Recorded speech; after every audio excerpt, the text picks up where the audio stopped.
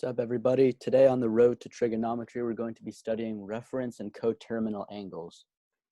So we're going to start out with a little bit of vocabulary. So a reference angle is defined as the smallest angle you can make between the terminal side of an angle and the x-axis. So what this is really saying is that if we have an angle like 60 or 150, the smallest angle we can make between this line right here, where the angle ends, and the x-axis, that's our reference angle. So let's start out by doing a few problems just to better understand the idea of a reference angle. So let's take this angle right here, 60 degrees. What is the reference angle? So if we look to this line right here, that is the terminal side of an angle. That is the ending point of the angle. That's the line that bounds where the angle stops. We can see that the reference angle here is 60 because that is the smallest between the x-axis and 60. It's the smallest between the x-axis and this line right here. Let's look at a more difficult one. So we have an angle of 150. So in the first one, we see that the angle here is 60 and the reference angle is also 60. That can happen, but it is not frequent, I will say. And there can very much be possibilities where the reference angle is not the angle itself. And there can be situations where the reference angle actually does not even overlap with the angle we have. And that's the situation here. Because the line right here for the angle of 150, the reference angle is here. Because this line is closest to the x-axis along this angle. So we're trying to find this angle right here.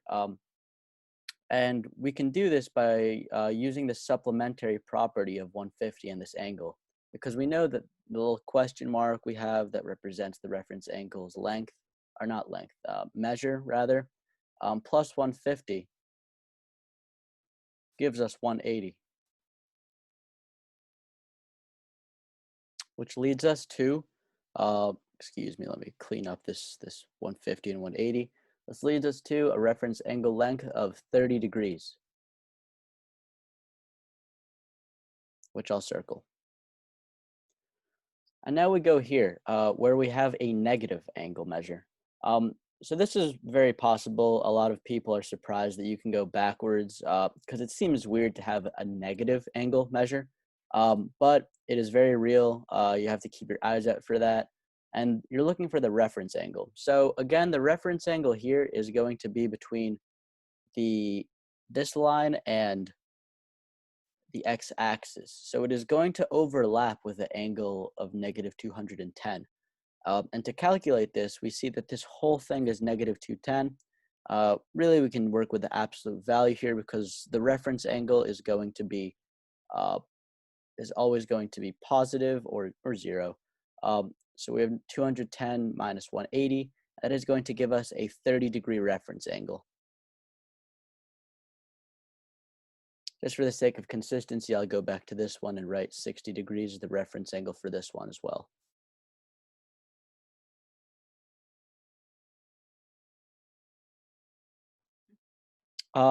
Just so we can keep in mind a few things, a reference angle, like I said, is always going to be between 0 or positive, and it's always going to be bounded at 90. And the reason for that is because if we go any further past 90, which I'll show using a different color on this graph that we have, if we go here, if we have a reference angle that goes past 90, say here, then the reference angle, if we have an angle that goes past 90, the reference angle is going to be this. And if we go the other way around, and it's this, the reference angle is going to be here. So the greatest possible reference angle we can have, the greatest possible angle we can have with the x-axis is going to be 90. So this is an important thing to remember when you're doing reference angles. I know often on tests, overthinking can kind of take over and we might start thinking, oh, well, maybe the reference angle is a little greater than 90, maybe it's 100. It is never going to be greater than 90. The greatest it can possibly be is 90, and the smallest it can possibly be is 0. And that would be in a situation where the line is exactly at the x-axis and the angle is either 0 or 180. Now we'll work a little bit with coterminal angles. So coterminal angles are defined as any two angles that end at the same ray. This can be more than two as well. You can have multiple angles that end at the same ray, and we'll find that there's actually an infinite number of angles that end at a particular ray. So just a few examples here. We have an angle of 30 and an angle of negative 330. Both of these end at the same ray.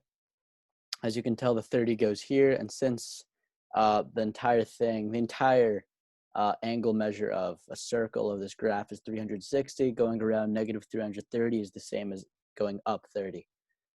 So these two angles are coterminal. Another example is this. If we have an angle of 180 and an angle of negative 180, those two are coterminal because they end at the same ray. They end at this little ray right here. If you're able to see this thing right here, which I'm circling here, that is the ray. It might seem just like an extraneous arrow, but it is literally at the x-axis. So in case you were wondering on a test or something how you would be able to calculate a coterminal angle in a pinch, you don't have that much time on the clock and you're looking to calculate 2 or 3 types of coterminal angles. One way you can go about doing this is by following a formula of your angle measure, the angle you're given, plus 360n. And n is any, n belongs on any number that is either negative or positive, or that is an integer. So it can be, let's say, -2, -1, 0, 1, 2, ... Sorry, that 2 doesn't look too great. So if we have an angle of, say, 27, which is really not a very kind measure, kind of making it so that way we can see.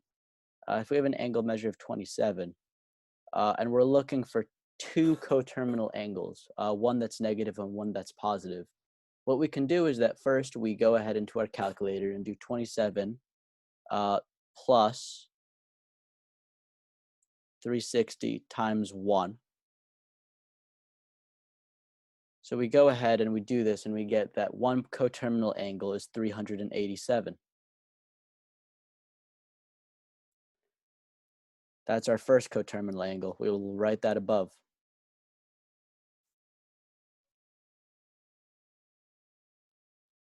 If we want to go ahead and we'll erase this here.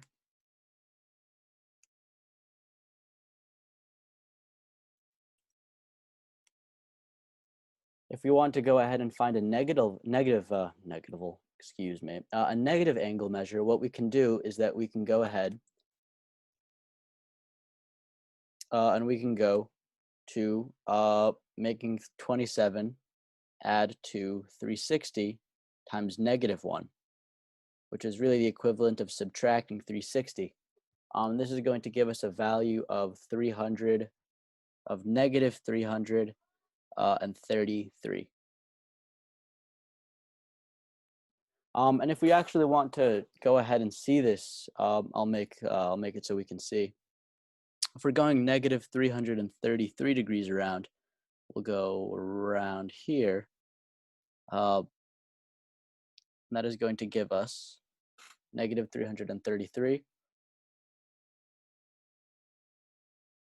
As you can tell, this ends at the same ray. And if we want to double check, we can add 333 to 27.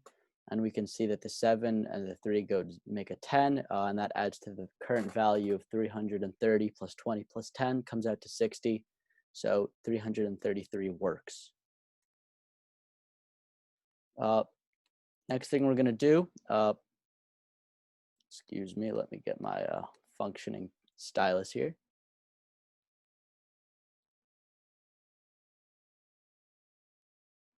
negative 333, and 387. And now we're going to go ahead and try the other one. So if we actually go about and go this way, we're going to go 387 degrees. So 387, first of all, there's a 360 there. So we know we're going around once. And then we know that we're adding 27 to that. So we go here. And once again, that brings us to this same ray. So we get the check mark for both of these. I'm hoping this video helped you understand reference and coterminal angles a little bit better. If you have any questions, ask in the comments section and stay tuned for our next episodes. Make sure to like and subscribe.